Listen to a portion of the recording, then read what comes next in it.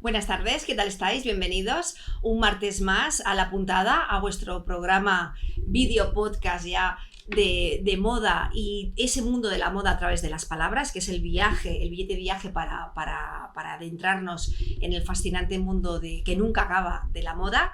Y como siempre, mi compañera de fatigas, que hoy no nos acompaña físicamente, pero sí presencialmente. Isabel, ¿qué tal? Buenas tardes, Isabel Basaldúa. Te saludo del otro lado.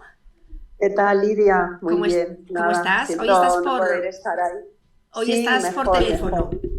Mejor ya con el COVID, pero mejor y en pie y encantada de estar en La Puntada contigo. Así Bueno, que pues vamos a ello, vamos adelante, vamos que allá. además tenemos un programa que viene muy cargadito de temas de moda. Como siempre, comenzamos recomendando, cada semana os proponemos diferentes libros, revistas, documentos y demás alrededor de la moda, como sugerencias, y todo aquello que tiene que ver con la moda. Y me parece muy interesante hacer esta reflexión porque hoy, Isabel, nos traes una especie de pequeña enciclopedia. La tendrás que describir bien porque no la podemos enseñar. ¿Qué es lo que alrededor de los textiles, verdad? Eso es. El próximo día los llevaré. Es una mini colección de libros y los llevaré porque es una edición muy cuidada, muy bonita, con tapas duras. Es un trío en este caso. Entonces está enfocado a textiles y a interiorismo, porque uno es sobre cortinas, ¿sí? El otro es sobre pantallas de lámpara y el otro sobre camas. Ajá. Entonces es una edición preciosa porque, bueno, aparte que el formato es como muy alargado, es un rectángulo, pero en alargado. Dentro de cada idea, porque te inspira muchísimo a nivel no solamente de lo que es la pieza en concreto, con un montón de ejemplos, sino a nivel de interiorismo, ¿no? Y cada idea tiene un desplegable dentro, con lo cual viene luego cada paso para que tú puedas hacer la pieza en cuestión. ¿Y entonces, cómo se llama esa colección?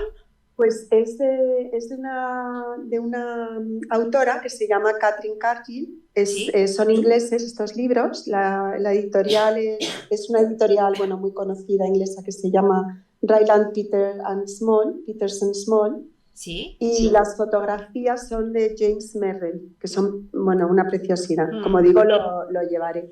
Sí, porque dan ganas de verlo, la verdad. Y como son unos libros que, como ahora estoy en casa por este tema del COVID, son unos libros que siempre tienes cerca, ¿no? Que te gusta ojear. Y me ha parecido bonito, ¿no? Y además que cuando pensamos en la moda tendemos a pensar en la indumentaria que nos ponemos, ¿no? Y complementos y demás, pero moda también son los textiles del hogar, que de hecho hay una gran tradición en sí de la decoración de interiores y además con muchísimo prestigio. Mira, el otro día estábamos justo hablando del movimiento Arts and Crafts.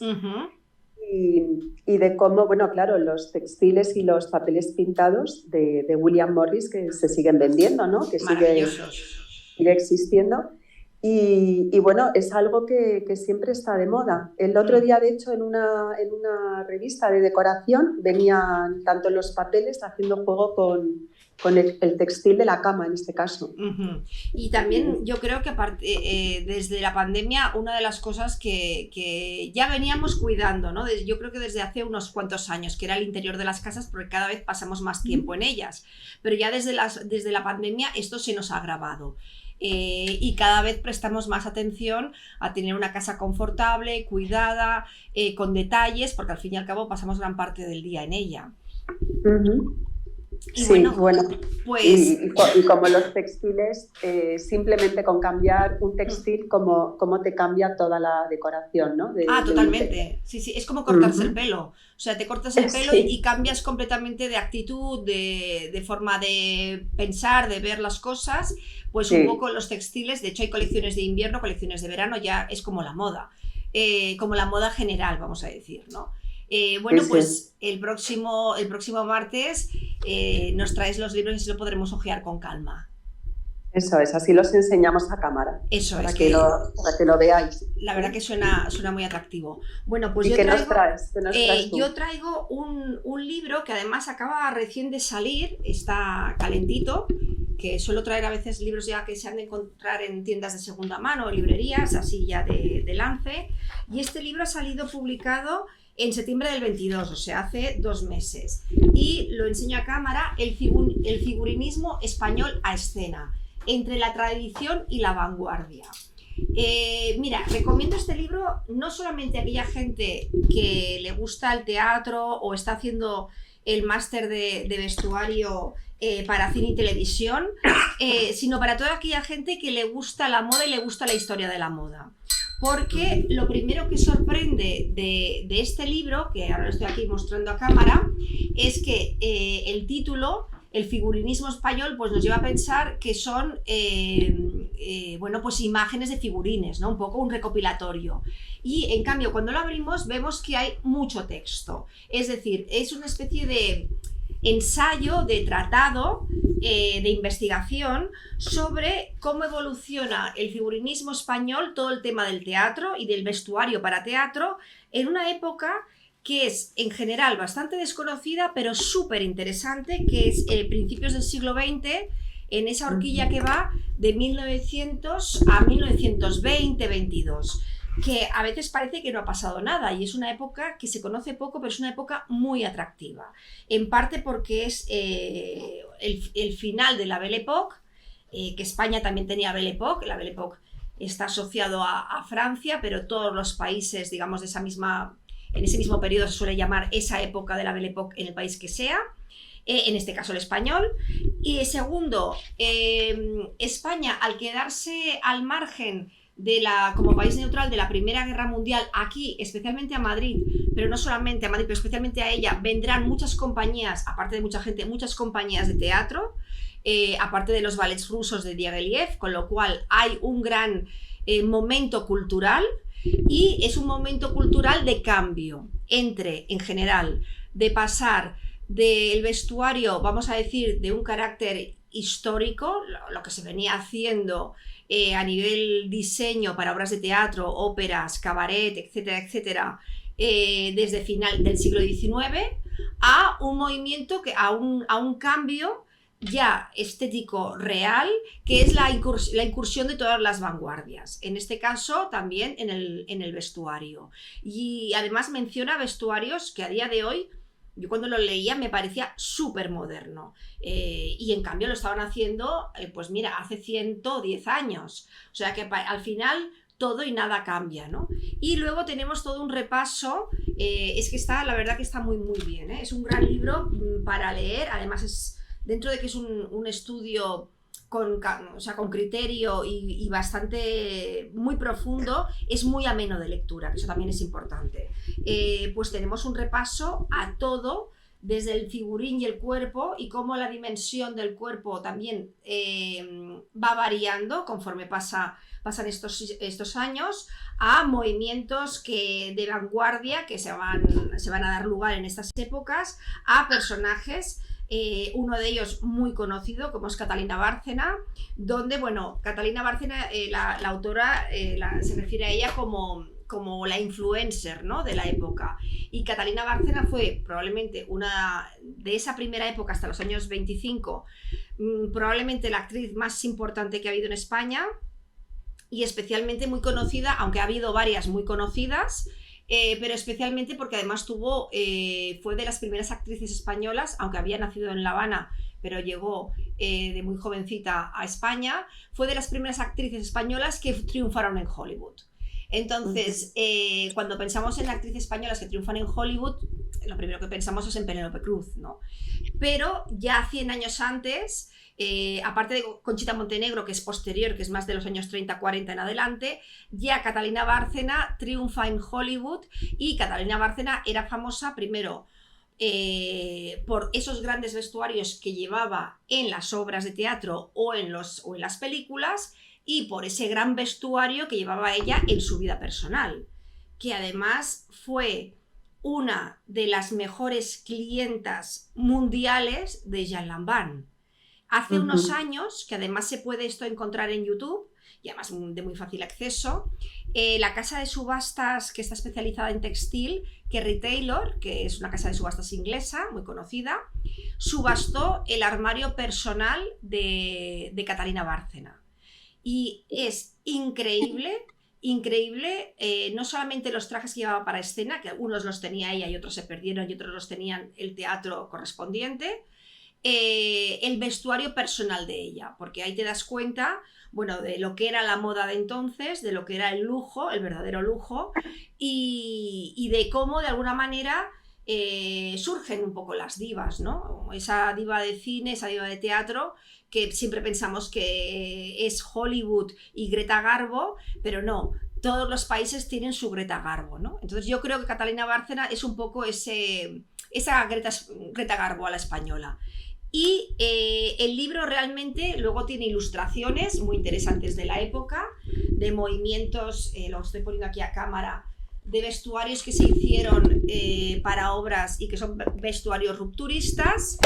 Y bueno, realmente es una lectura que te aporta mucho, porque es un momento de la moda muy interesante además. A mí personalmente... Bueno, no puede sonar mejor, Lidia, también deseando estar ahí. Que cuando vi el libro pensé, uy, cuánto texto para tan poco dibujo, hablando del figurinismo. Pero lo cierto es que está fenomenal y es una recomendación, y a todos los alumnos del máster de vestuario para cine y televisión de la Tecnocreativa ya os lo dejo como, y que seguís el programa, os lo dejo como recomendación personal. Así que ahí queda. A estos alumnos en concreto, por supuesto, pero en general a todos, porque, como te digo, no puede sonar mejor, ¿no? Y además que es una... Perdón que te interrumpa, Isabel. Es una época que se conoce muy poco. Que parece que no ha pasado nada o que todo era oscuro, y es una época de gran ruptura, de gran vanguardia y de, hombre, lógicamente de momentos con luces y momentos con sombras, como cualquier periodo histórico, pero es un momento muy interesante, de gran producción y de gran estímulo cultural y estímulo en todos los sectores. Pero lo cierto es que la moda ahí vive un gran cambio. A mí, de hecho, la moda de los años 10, 14, 15 me encanta, más que la de los años 20, aunque es infinitamente más conocida la de los años 20. Pues nada, vamos a investigar. Gracias a esta tan buena recomendación que estás haciendo. La verdad que no os lo perdáis. Así que acaba de salir, es fácil de encontrar en cualquier librería general, y si no, pues como siempre por internet, y ya está. Y vamos ahora con el siguiente tema de recomendar exposiciones, y ahí tienes mucho que decir, Isabel. La semana pasada hablamos de la exposición de Sibila, que próximamente iremos a grabar para el canal de la Tecnocreativa. Pero hoy nos vas a hablar de otra que mencionamos, que es otra de las exposiciones de este otoño, yo creo de las que tienen más éxito, que es la de Picasso y Chanel, y que tú estuviste la semana pasada con una visita guiada, ¿verdad? Eso es. Bueno, ya lo comentamos el martes pasado, la exposición que tenemos ahora en el Museo Thyssen de Picasso y Chanel. Y el viernes tuvimos la suerte de ir a grabar con la escuela para nuestro canal, para todos aquellos personas que no pueden venir a Madrid a verlo, que puedan, bueno, pues de primera mano poder ver las piezas, y fue una maravilla porque nos acompañó en el recorrido, nos hizo esta visita guiada la comisaria técnica, que se llama Leticia de Cos, y es una persona absolutamente encantadora. Entonces, bueno, doy las gracias desde aquí también al Museo Thyssen. Y bueno, la exposición, desde luego, coincidimos las dos, ¿verdad? Que hemos comentado que merece muchísimo, pero muchísimo la pena. Así que quienes podáis ir seguro, porque a mí personalmente me ha encantado, me ha encantado. Tú como creadora, ¿qué es lo que destacarías de esa exposición? O sea, ¿qué es lo que te gustó, lo que no te gustó o lo que más te gustó, por ejemplo? Sí, bueno, me ha gustado en general todo, porque creo que además el montaje es buenísimo, está muy bien diferenciado, es decir, está diferenciado por salas. Una trata sobre el cubismo y el estilo Chanel. Hay otra que es sobre Olga Picasso, que fue la primera mujer de Picasso, la bailarina rusa Olga Koklova. Porque Olga ya era una gran clienta y amiga de Chanel, ¿no? Incluso, bueno, lo comentamos también en la visita guiada, no es 100% seguro, pero se piensa que cuando se casó con Picasso, el traje de novia era de Chanel también, precisamente por esta relación tan próxima que tenían, ¿no? Y luego una tercera sala es Antígona, es decir, el clásico de Sófocles, y Cocteau, bueno, lo que hace es dirigirlo, y aquí es donde colaboran Picasso y Chanel, ¿no? Y la última sala es El Tren Azul, que es esa segunda colaboración, que antes estabas hablando de los ballets rusos, sí. Y es esa segunda colaboración entre Picasso y Chanel con el ballet de Aguilera, ¿no? Entonces, creo que está muy conseguido tanto la diferenciación que se hace como los distintos ambientes, porque hay un hilo conductor, muy claro, pero luego están muy bien diferenciados. Por ejemplo, de la primera sala de cubismo me chocó mucho, te estoy hablando más a lo mejor ahora del montaje, luego si quieres comentamos las piezas, como esas tarimas que se habían hecho con elementos geométricos, pues muy a propósito del cubismo. Bueno, era algo muy sencillo, pero era precioso. Y como las piezas, los maniquís, es decir, el palito del maniquí salía directamente de ese montaje de esas tarimas, ¿no? Eso, por ejemplo, me llamó muchísimo la atención. Y luego, bueno, las piezas, tanto las obras de arte como las piezas de indumentaria son magníficas. Además, hay que pensar que estamos hablando de trajes con, bueno, ahora estás hablando tú de esa época, de más de 100 años o 100 años. Sí. ¿A ti no te parecieron que estaban en muy buen estado? Muy buen estado. Es que a mí es una cosa que me quedé asombrada.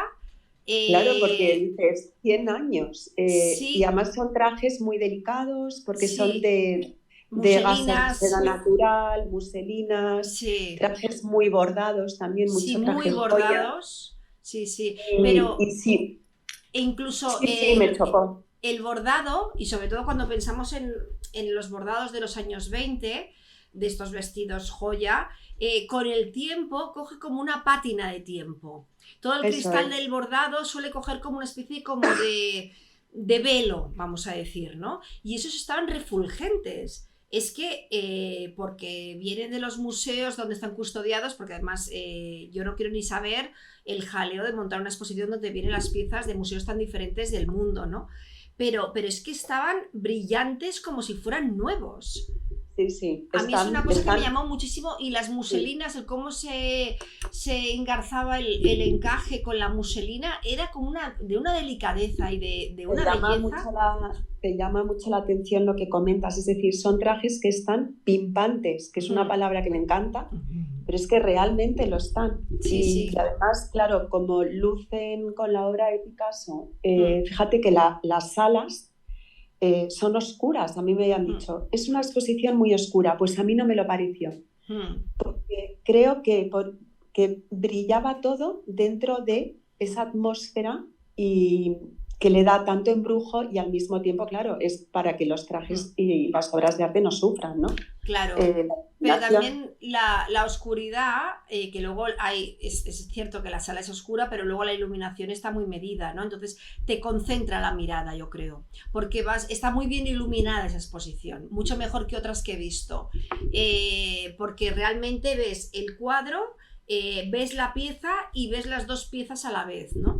Es de esas veces que realmente el diálogo entre pintura y moda es real, no es una cosa que estés buscando, que estés forzando, es real. Y luego me gustó mucho que al final de la exposición puedes ver, de hecho lo puedes ver íntegro, aunque está colgado en internet, pero bueno, para aquella gente que no lo sepa y va a ver la exposición, puedes ver el montaje, el ballet de la coreografía del Tren Azul.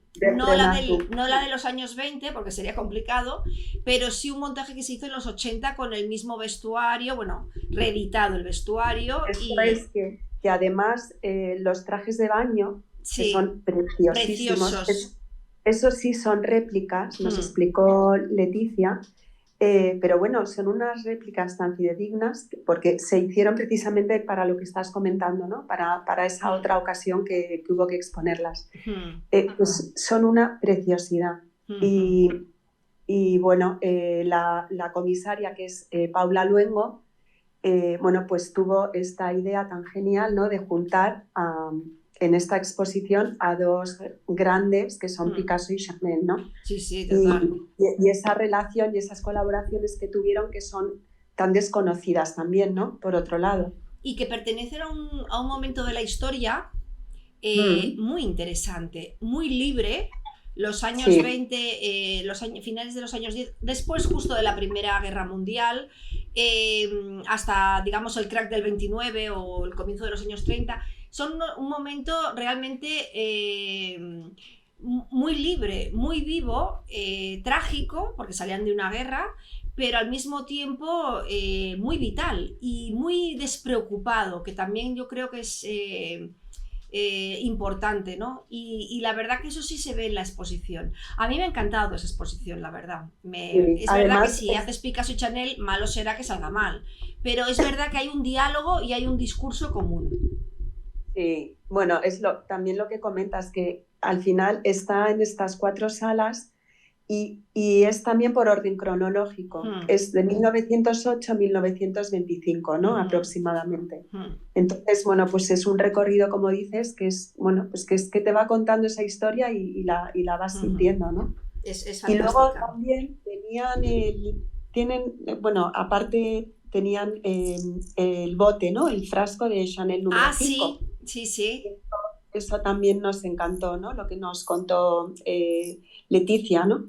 Bueno, pues al final fue algo muy rompedor en aquel momento Totalmente. y bueno, pues si ves sí, las obras de Picasso, ¿no? Con esos frascos donde solamente, bueno, pues eran muy esquemáticos, ¿no? Lo que Hmm, eran los contornos, ¿no? hmm. Bueno, pues cómo eso está trasladado a este frasco. Tan Y bueno, el icónico. frasco, el frasco es muy pequeñito, lo tienen en una vitrina, muy, muy chiquitín. Y bueno, es la mínima expresión, ¿no? Con lo cual, Hmm, bueno, es transparente, la etiqueta, bueno, todo el mundo la conoce, ¿no? Que hmm. es nada, es blanca y simplemente, bueno, con ese nombre de la Hmm. muestra, ¿no? De Sí, la muestra que más le gustó. que creo que El, en el, esa zona se huele el perfume, o sea, deben estar como soltando un poquito de esencia, porque Mm, cuando pasas, huele. sí, bueno, es posible. Yo sí Yo que estoy desde luego no convencida lo... que tenían como una especie como de difusor del perfume o algo, porque sí que es cierto que cada X tiempo salía como una especie de brisa con ese olor, que me pareció una Mm, buena idea, la verdad, aunque todo el mundo más o sí, menos sabe cómo huele Chanel 5, porque es el perfume más famoso del mundo, sí. pero bueno, El más vendido, el más desde luego. vendido a día de hoy todavía. Y bueno, Eh, pues se ve muy claro el tema del collage, ¿no? sí, Donde también, bueno, pues nos explicaba cómo Picasso por primera vez introduce los fragmentos de papel de periódico, ¿no? sí, sí, es verdad que está ahí, sí. En Sí, sí. esas obras. Bueno, pues recomendación ya lanzada, dicho queda, y vamos a por nuestras palabras de moda. Pues siguiendo el hilo que parece que la letra nunca acaba porque da mucho de sí y además con palabras muy variadas, esta vez, hoy nos toca hablar, es de las pocas veces que la palabra es una persona y nos ha tocado Álvarez, Nieves, es decir, Nieves Álvarez, la top model española que tenemos aquí detrás una foto de ella. Es una foto bastante actual y la hemos puesto justamente para ver que es una top model, yo diría que casi inmortal, porque desde que empezó a principios de los años 90 hasta hoy han pasado 30 años. Y si ya una modelo con 30 años ya es mayor, 30 años de carrera, es que ya, vamos, eres el piano de la abuela. Y en cambio está ahí siendo todavía una persona con un físico espectacular, porque la genética es la genética, pero desde luego esa responsabilidad de estar siempre ahí y es una modelo solicitadísima a día de hoy, ¿no? Incluso con esa nueva esa nueva arista que ha sacado la moda de ya hacer desfilar a modelos otra vez que fueron iconos en los 80 y de los 90. Y un poco vamos a hablar de eso. Isabel, vamos a hablar de los 90, que es nuestra década, vamos. Nuestra década dorada. Total, vamos, y la de mucha gente. Y vemos cómo todo, con esto del vintage y el second hand, ahora vuelve y realmente lo que está de moda es otra vez los años 90.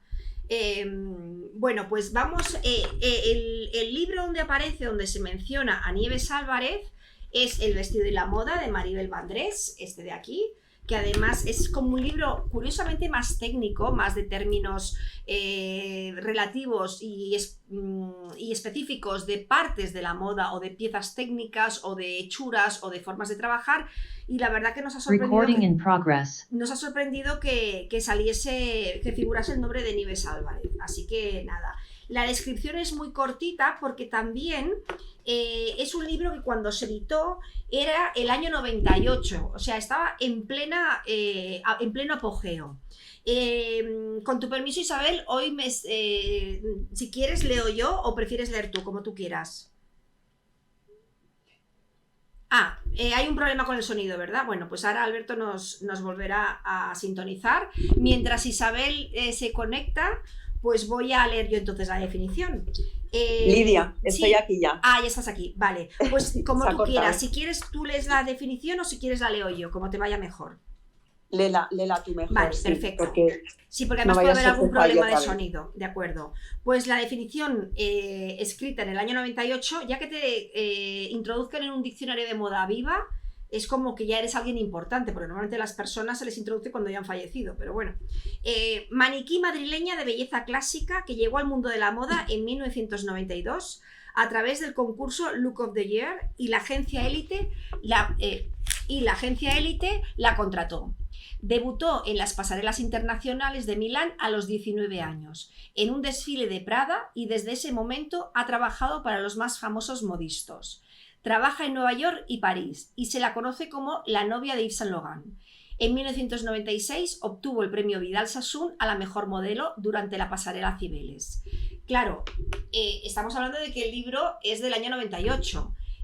Tenía todavía 25 años de carrera, y es cierto que es una modelo que está considerada un poco modelo de alta costura, es decir, con esas medidas, esas proporciones, esa excelencia de las maniquís respecto un poco a lo que son las modelos, y sobre todo las modelos de los años 90, que es el gran momento. Y ahora este es un tema que me encanta hablar contigo, Isabel, porque sabemos de qué hablamos, porque lo hemos vivido, de ese boom, primero el surgimiento del concepto de la top model, y luego de la super top model, y el boom de las modelos españolas en el mundo de la moda internacional. Eso es, porque no es solamente que tuvieran éxito a nivel nacional, sino que dieron un salto a nivel internacional importantísimo, ¿no? Porque, bueno, por supuesto Nieves Álvarez, que es la palabra de hoy, pero tantísimas otras, ¿no? Bueno, Judith Mascó, que también es conocidísima fuera, bueno, y tantísimas otras modelos de las que podemos ir hablando ahora. Y fíjate que el otro día también estábamos hablando en una clase de diseño de Peter Lindbergh, ¿no? Sí, claro. El gran fotógrafo de moda. Sí, el que catapultó y... Eso es. A las modelos como supermodelos, ¿no? Sí. Más allá de, pues eso, de un físico, ¿no? Como él las fotografiaba como personas, ¿no? Como personalidades. Sí. Y bueno, también le recomendé el Festival de Moda de Moritz Vidog, de unos documentales de moda impresionantes, a propósito de hablar de Peter Lindbergh, que su documental a mí me encantó. Y también lo recomiendo. Y bueno, pues a partir de ahí, pues todo cambió, ¿no? Con el tema de las supermodelos. Bueno, cambió hasta tal momento que luego casi se pasó a lo contrario. Mira, aquí en tu lugar, que normalmente estás tú, está un maniquí, el que solemos tener, El origen de la palabra maniquí viene de esto, de los maniquís de madera, de los maniquís donde se modulaba la pieza que luego se Sí, ponía la señora, y las primeras modelos, porque es interesante esa evolución sí, de sí, las modelos en cuéntanoslo, que el es muy tiempo, ¿no? interesante. Las primeras modelos, todo el mundo lo sabemos, pues que Worth hizo desfilar a su mujer como maniquí, como se está considerada la primera maniquí de la historia, y a partir de ahí, bueno, pues puntualmente, etcétera, etcétera, hasta que ya llegan a formar parte de las casas de moda y son las maniquís de cabina o las maniquís de casa, pero el primer concepto, el primer nombre que se le otorga a esta profesión son maniquís vivientes, que Vivientes. lo hemos comentado en alguna ocasión, pero no viene de más hablar otra vez, y es justamente para separarlas y para diferenciarlas de los maniquís de madera o los maniquís de hierro.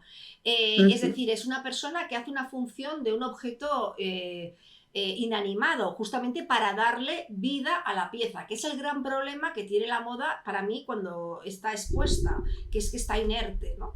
Que es Sí, el único problema que le veo a las exposiciones de moda, que el traje sí, es verdad que es maravilloso y cada vez están mejor colocados y cada vez hay más medios para plantear posibles colocaciones de la pieza, pero sigue faltándole la vida, que es el punto final, que es cuando lo lleva la persona, ¿no? En cambio, una pasarela de moda, tú ves la pieza realmente cómo cae, cómo asienta, cómo se mueve por esa persona que la mueve, ¿no? Que de alguna manera es tu proyección de cómo te quedaría a ti si lo llevases, ¿no? Y de ahí surge el término maniquí viviente. A partir de ahí se quedó el término en maniquí y luego derivó más hacia modelo, ¿no? Que parece que modelo sea como más de... es un concepto más moderno y que parece casi que sea modelo de pasarela o de fotografía, y maniquí, la palabra maniquí seguía teniendo un poco la connotación de persona más sofisticada, persona, vamos a decir, más perfecta en cuanto a medidas y más destinada a los desfiles de la alta costura, de la Semana de la Alta Costura de París o de Nueva York o de la que fuera, ¿no? Y en esa élite es donde está encajada Nieves Álvarez, por una cuestión de proporciones y por una cuestión de saber desfilar y de un tipo de desfilar, porque además en los años 80-90 la forma de desfilar cambia, solo hay que ver Linda Evangelista o Inés de la Fresans, por decir modelos morenas, que yo creo que es la gran revolución esa década entre las modelos rubias y las morenas. ¿Tú qué eras más de modelos rubias o morenas, Isabel? pues depende. O sea, de Yo las creo que dos. más, yo creo de las dos, pero si tengo que elegir de morenas. ¿Y tú? Pues mira, yo de morenas, pero me gustaba mucho Judith Mascó, más en fotografía Sí. que en pasarela. Aunque a mí la modelo personalmente que más me ha gustado a nivel nacional ha sido Elena Barquilla, pero en París un poco el relevo que tiene Nieves Álvarez lo toma de otra gran modelo española, también, como aquí ha dicho el diccionario, la novia de Saint Laurent, que es Violeta Sánchez, que también es otra modelo que a lo mejor no se ajusta a ese canon de la belleza, vamos a decir, tan exageradamente bella de los 90, del canon de las maniquís, pero es una modelo con muchísima fuerza y muchísima presencia que Saint Laurent tomó como para que fuera uno de sus modelos fetiches de la alta costura. Y de ahí, de ese relevo, viene el relevo, la introducción de Nieves Álvarez. Nieves Álvarez, que es la modelo ahora que desfila las colecciones de Stéphane Roland, que es un Sí, modisto parisino que a mí no me acaba de convencer, la verdad. a mí tampoco. ¿Verdad? En la imagen que has traído hoy va Uh-huh. vestida de De Stéphane Stéphane Roland, Roland, ¿no? eso es. Y bueno, ha vestido a Stéphane Roland, yo creo que las últimas veces en la alfombra roja, yo creo Hmm. que siempre o casi siempre, ¿no? No Hmm. sé, no vamos, igual me equivoco, Sí, yo creo que pero yo creo que sí. las últimas han sido siempre de él. Y a mí tampoco me acaba de convencer, fíjate. Sí, es un modisto digamos, de lo más exquisito que hay ahora en el cuadro del panorama parisino, de lo que se considera Mm, de la alta costura, porque realmente tiene ese punto romántico. Están las piezas muy trabajadas porque parecen sencillas, pero no, tiene muy buen corte, etcétera, pero tiene algo cursi. No sé qué mm, él tiene, pero bueno, a mí me lo parece, ojo, porque para gustos colores. Lo cierto es que sí, está considerado ahora en este momento de lo mejor que hay en esa alta gama, vamos a decir. Y ella es su modelo fetiche. Es su modelo de marca, digamos, es la modelo con la que se identifica las colecciones de Stéphane Roland, ¿no? A día de hoy y con casi 50 años o 40 y muchos, no sé exactamente cuántos tiene, pero con 40 y largos, cosa que en otra persona también de esa profesión es totalmente impensable, si bien ahora empiezan a volver a desfilar esas modelos icónicas, ¿no? También por esa vuelta que tenemos en la moda a los años 80 y 90 que tanto nos hacen soñar y que tan divertidos eran y tan diferentes, ¿no? Y ahí tenemos, pues bueno, pues Esther Cañadas, el grupo de las rubias contra las morenas, ¿no? Dentro de lo que son las modelos españolas, pues estaba... Mira, hablando de Saint Laurent, también Vanessa Lorenzo, también. Eso es. Otra rubia. Sí, o la rubia, digamos, junto con Judith Mascot, yo creo más internacional que ha tenido esa generación de modelos y que yo creo que a ese nivel no sé si volverá, que es Esther Cañadas, que fue la modelo fetiche de Donna Karan. De Donna Karan. Y esa época la moda americana era la que ganaba el pulso a la francesa, ¿eh? Sí, Esther Cañadas, lo que comentas, o sea, a partir de Donna Karan fue un antes y un después. Y además, bueno, también el éxito que tenía, yo creo que ya se separaron, ¿no? Pero su marido, Marc Van der Loo. Sí, bueno, es que era como Brad Angelina, ¿no? Un poco el Brad Pitt y la Angelina Jolie de antes. Sí, cuando desfilaban juntos era impresionante. Y las publicidades de Donna Karan de los perfumes. El éxito que tuvieron. Sí, ese tándem, ¿no? Ese tándem que de alguna manera yo creo que ese tándem de pareja, ese tándem se había visto en cine. Tándem de pareja que son actores los dos y actúan juntos, pues ahora está el documental de Paul Newman y Joan Woodward, o Spencer Tracy y Catherine Hepburn, pero en la moda no había un tándem de los dos modelos y pareja junta y que trabajan juntos, ¿no? Entonces yo creo que ahí fue muy avispada Donna Karan y ya que vendía fragancias para hombre y para mujer, pues te ahorrabas primero una campaña porque sacabas a los dos promocionando la fragancia de hombre y de mujer junta y encima multiplicaba las ventas porque era más fácil que entonces las parejas clientes compraran la misma fragancia. O sea que yo creo que la moda que siempre busca vender, porque si no se acaba, ahí fue muy inteligente en esa campaña de imagen de unir los dos modelos esa... Bueno, pero fíjate que hablando de Nieves Álvarez también lo mismo, ¿no? Cuando fue la modelo del perfume unisex de Gianfranco Ferré, ¿no? Que también. Pues mira, con una misma modelo también vender un perfume para hombre y mujer, ¿no? Sí, también es un muy buen ejemplo también ese, Isabel. Y más ahora que estamos otra vez con todo lo del vuelve con fuerza el unisex o el no gender o lo que sea, ¿no? Que también ahora tenemos toda esta variedad y al mismo tiempo ese caos, vamos a decir, ¿no? Pero sí que es cierto que al fin y al cabo, el otro día, mira, justamente hace una semana, lo hablaba con un periodista de moda y justamente hablábamos de esta época y él decía, como él cubría muchas editoriales y salía mucho fuera, que nosotros no éramos conscientes ni somos conscientes de lo importantes y famosas que realmente eran ellas en ese momento. Y ojo, que es el momento donde están, que no es que no tengan competencia, es que tienen la mejor competencia de todos los tiempos, que es Claudia Schiffer, Naomi Campbell, Linda Evangelista, y me dejo alguna así como muy importante, pero vamos, ese trío era el trío irrompible. Y te da un poco idea de luego cómo todo eso se apartó, porque los diseñadores y las casas de moda se dieron cuenta que la gente veía los desfiles por ver cómo desfilaban ellas y no veían la ropa. Y cómo luego con la llegada del minimal y el final de los 90, todo eso se borró de un plumazo y el tipo de modelo que tenemos hoy en día, que nace de ese minimalismo de los 90. Incluso la forma de desfilar, ¿eh?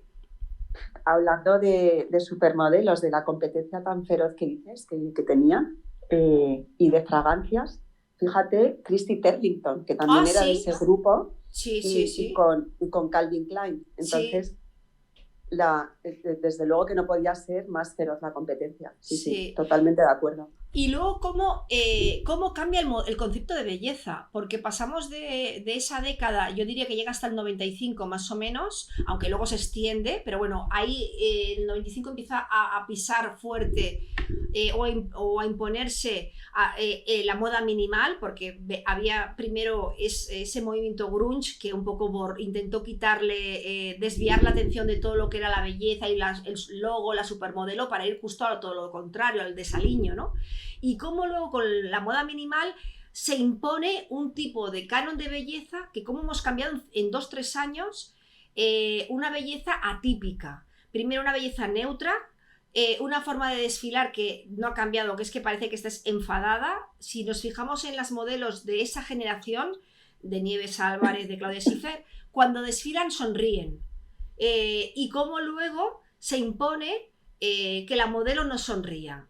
Y resulta, no sé si lo había hablado contigo o con otra persona hace un tiempo, de por qué se desfilaba así, porque de hecho no ha cambiado esa forma de desfilar, que las marcas, yo creo que es un error terrible, pero bueno, creen que con esa forma de desfilar tan rápida, como que van con como de enfadadas, como sin mirar, es una actitud un poco soberbia.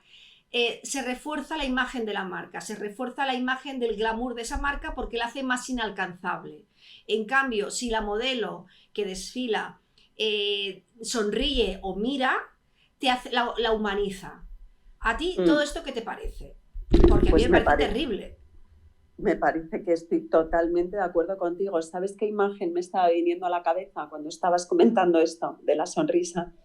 Los desfiles de aquellos años de Christian Lacroix, que eran un derroche y un lujo, y todas estas supermodelos de las que estamos hablando es que no podían sonreír más. O sea, Claro. Era sonrisa tras sonrisa, ¿no? Y acting, porque acting, actuaban. Claro. La semana pasada, sí. aquí en La Puntada, comentamos la exposición de Sibila y vemos como arriba, en donde se proyecta el documental, los desfiles de Sibila, que también eran unos desfiles muy rupturistas, porque aparte que era un tipo de belleza, un canon de belleza, vamos a decir, todo lo opuesto a Nieves Álvarez, muy atractivo por otro lado, muy interesante, porque aporta otro mensaje a la ropa, pero esas maniquís o esas modelos están haciendo un papel. O sea, no solamente pasean la ropa, sino que están actuando, ¿no?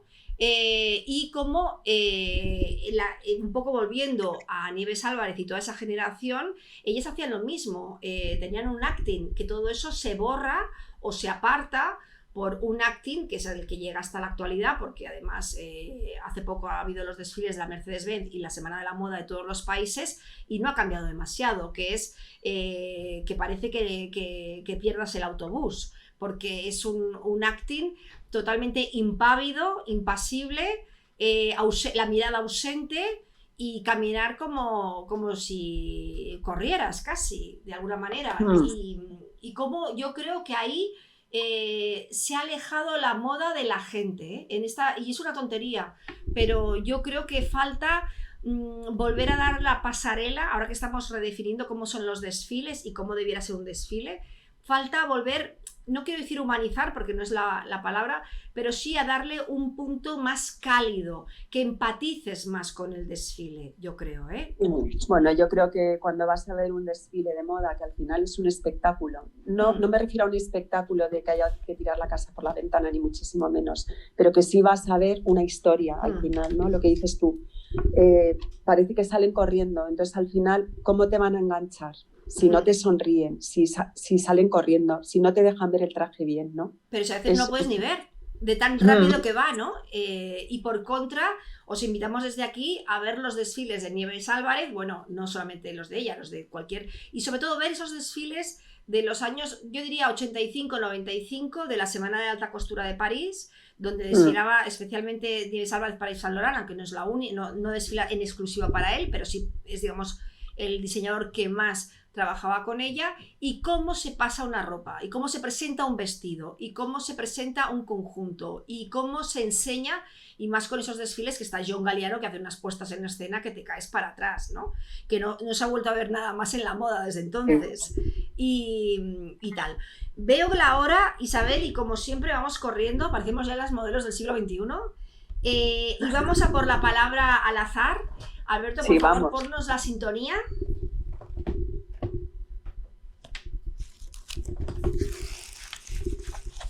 Pues mira, he cogido el mismo libro, Isabel, El vestido y la moda, el mismo que teníamos. Y la primera palabra de la... Mira, esta de aquí de la página 159, la primera palabra que sale es faralá, que cuando la he leído ahora pensaba que ponía farala, como la colonia. No, pero está acentuado, faralá. Qué bonito. Faralá, sí. Y dice, volante que se pone para adornar vestidos y enaguas de señora, y de ahí el nombre de traje de faraláes. En el siglo XVIII se conocía como falbalá y farfalá. Farfalá parece que sea lo de farfala, ¿no? De mariposa en italiano. Y entre paréntesis pone verbata. Es decir, esos volantes que pequeñitos, aquí lo marca como volante pequeño, más bien, porque el dibujo que hay no son esos grandes volantes, pero bueno, un volante muy fruncido, vamos a decir. Ese volante que se pone para adornar vestidos y enaguas, es decir, que va en los remates de las partes de abajo normalmente, lo llamaban faralá. Y surge, y de ahí surge el traje de faraláes, que es que la verdad nunca me lo había planteado, el traje de volante flamenco, traje de faraláes, y en el siglo XVIII se conocía como falbalá y farfalá. Mira, falbalá, antes justo del parón del verano, fuimos a grabar la exposición Moda y Cine de Jean-Paul Gaultier en el CaixaForum. Sí. Y la primera, que es una exposición, bueno, pues que es un sueño o una pesadilla, porque hay tanta imagen y tanto, bueno, muy en la cabeza de Jean-Paul Gaultier. Y esa exposición, ahora leer esto de Falbalá, abre con a mí es la parte que más me gusta, bueno, junto con la del final, abre con una imagen en pantalla muy grande, en blanco y negro, de la película francesa, que además ya os la dejamos como recomendación para Moda y Cine, una película de los años 40 que se llama Falbalá, o Falbalás, escrito Falbalás, pero en francés la S final pues no se pronuncia. Y esa película y esa exposición abre con esa película, porque es la película que a Jean-Paul Gaultier le marca la infancia y que es una de las cosas que le llevan a ser modisto y ser diseñador, ¿no? Ese embrujo, esa fascinación que siente cuando ve esa película, porque esa película está ambientada en un salón de moda, en un diseñador y en un creador en los años 40. Y hay una escena que es la que se proyecta al inicio, que es un traje de novia maravilloso con volantes, que de ahí sale el nombre de la película, Falbalá. Y me ha venido ahora a colación con esta